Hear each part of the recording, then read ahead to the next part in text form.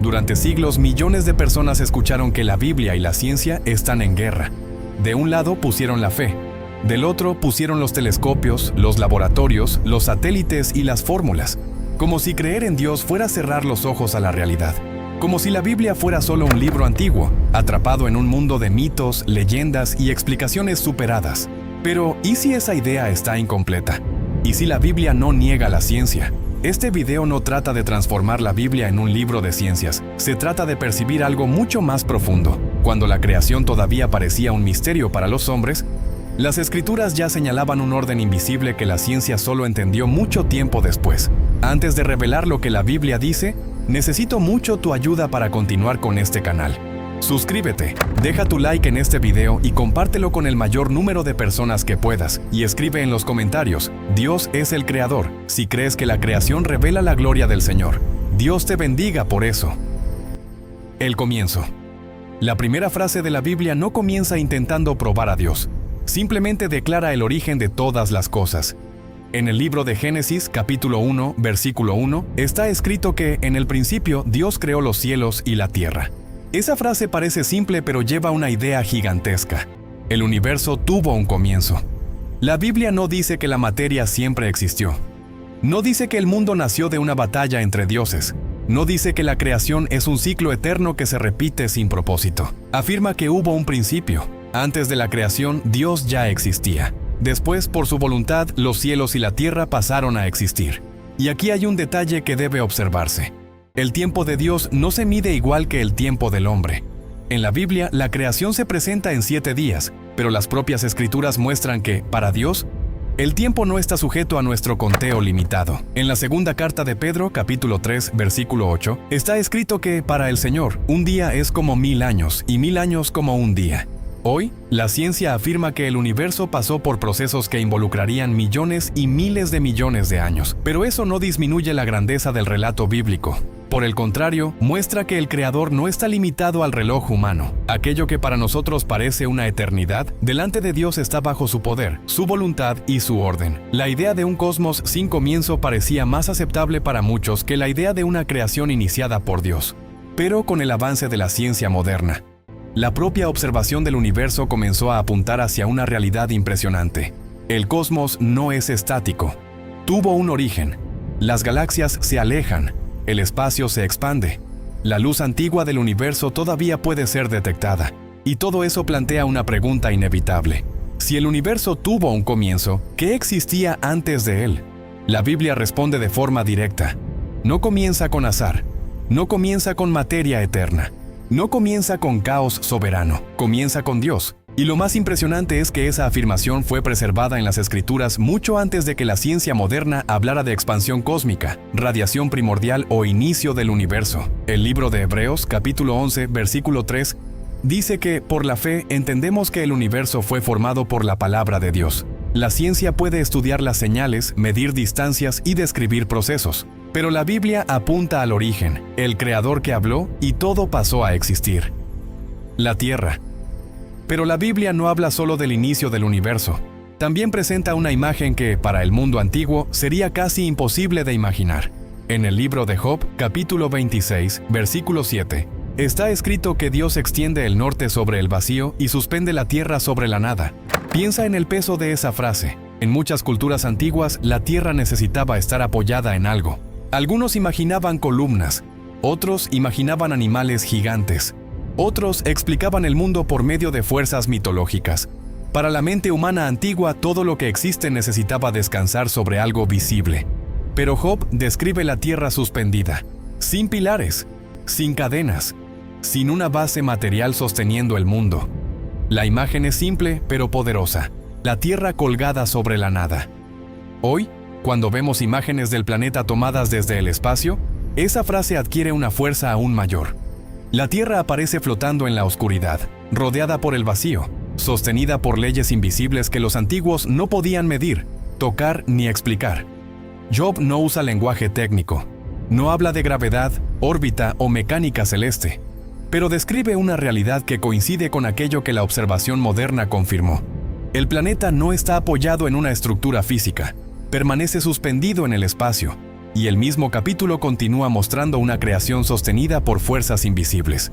En el libro de Job, capítulo 26, versículo 8, el texto dice que Dios ata las aguas en sus nubes, y las nubes no se rasgan debajo de ellas. El escritor observa algo común, pero misterioso. Nubes cargadas de agua permanecen en el cielo sin simplemente desplomarse de una vez.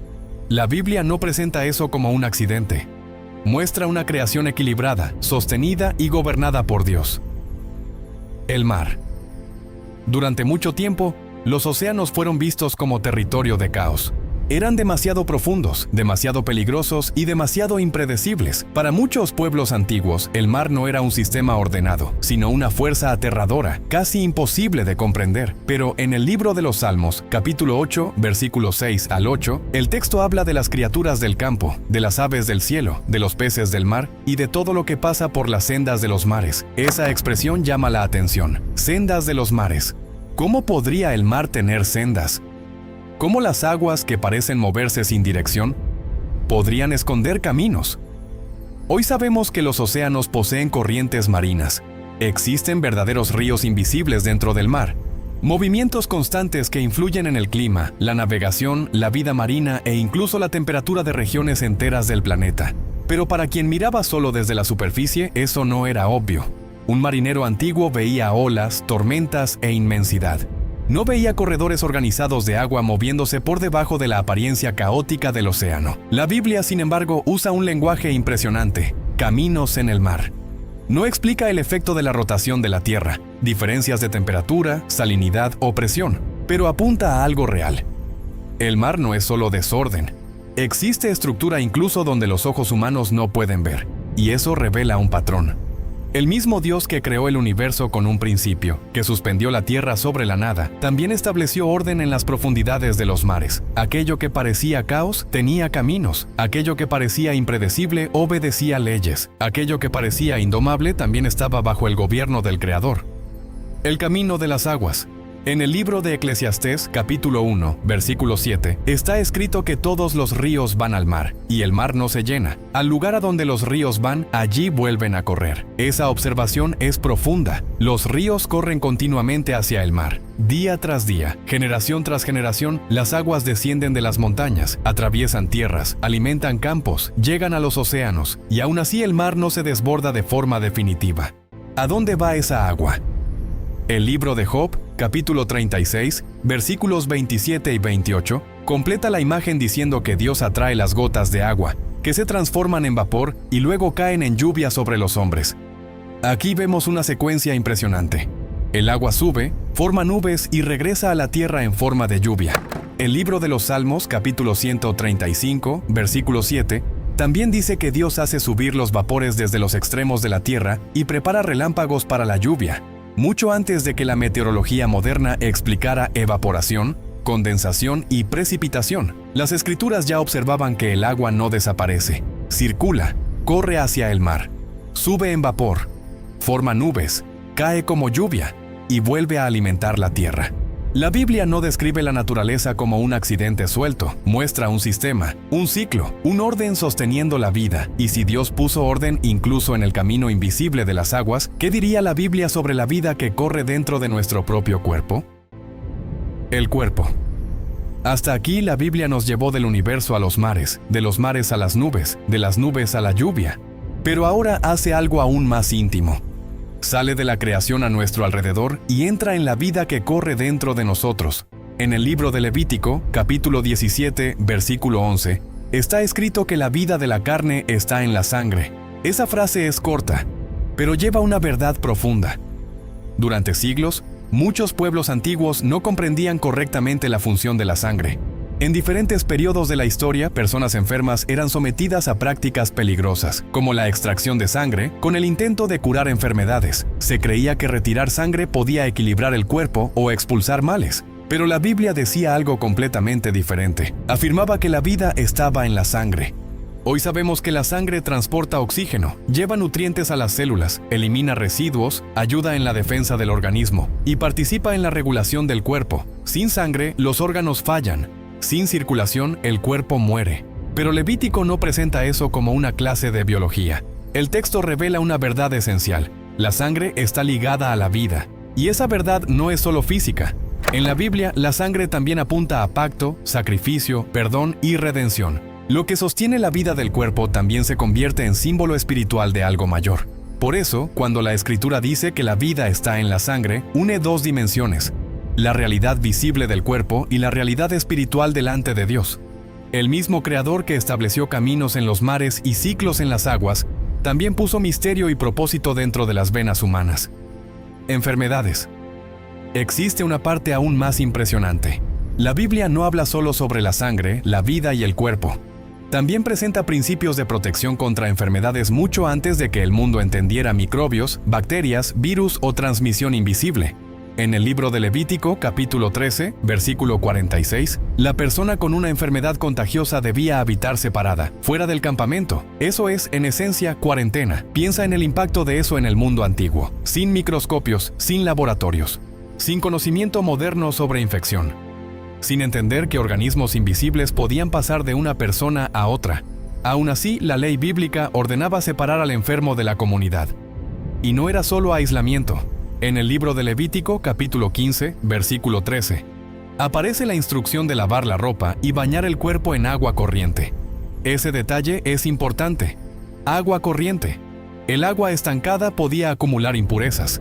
El agua corriente removía suciedad y reducía contaminación.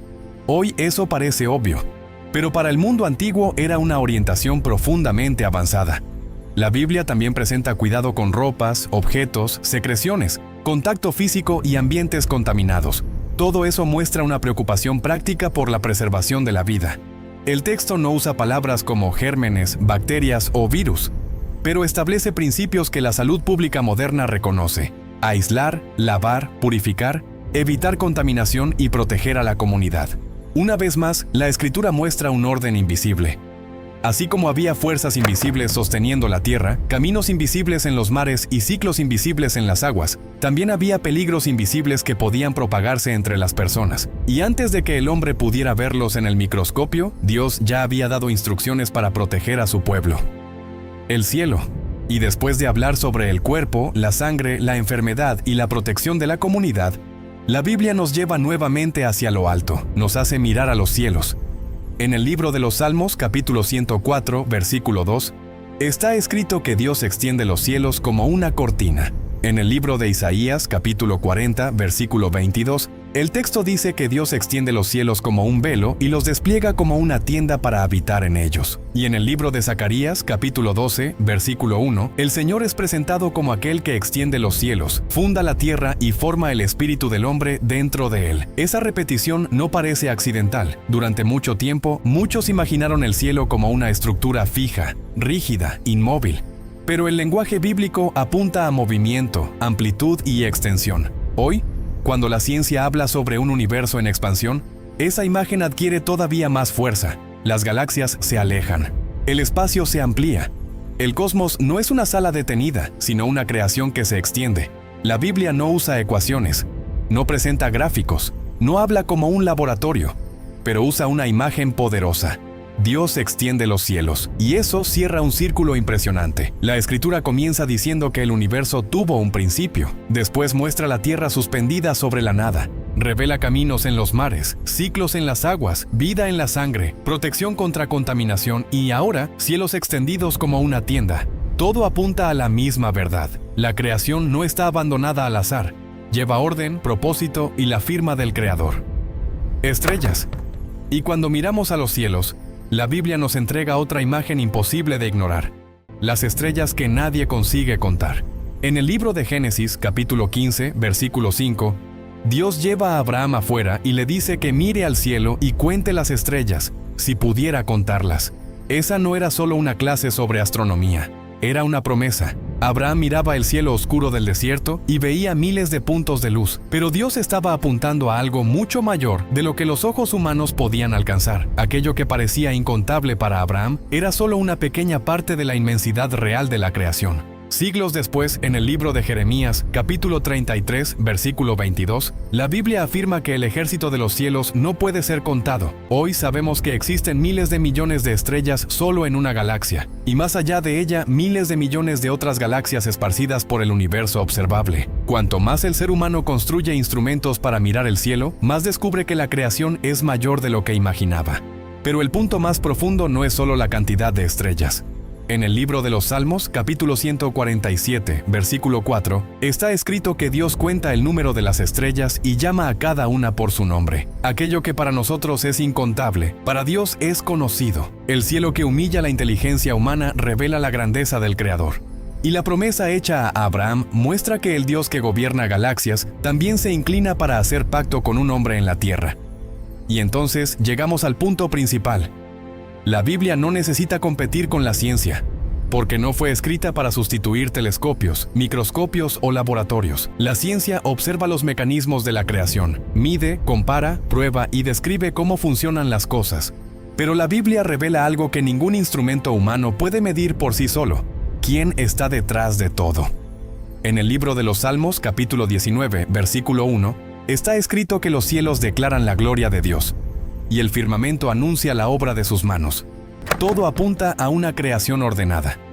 En el libro de Romanos, capítulo 1, versículo 20, el apóstol Pablo dice que los atributos invisibles de Dios pueden ser percibidos por medio de las cosas creadas. Entonces, cuando miramos al cielo, al mar, a la lluvia, a la sangre y a la vida, no estamos viendo solo procesos naturales, estamos viendo señales de una sabiduría mayor. La Biblia y la verdadera ciencia no necesitan ser enemigas. Cuando se observan con humildad, ambas nos llevan a una pregunta profunda. Si existe tanto orden en la creación, ¿quién es el autor de ese orden? Y la respuesta de las Escrituras es clara. En el principio, Dios creó los cielos y la tierra. Si este video te hizo ver la Biblia de una forma diferente, deja tu like ahora y suscríbete al canal, porque aquí exploramos las Escrituras con profundidad, fe y reverencia. Y escribe en los comentarios: Dios es el Creador, si crees que la creación revela la gloria del Señor.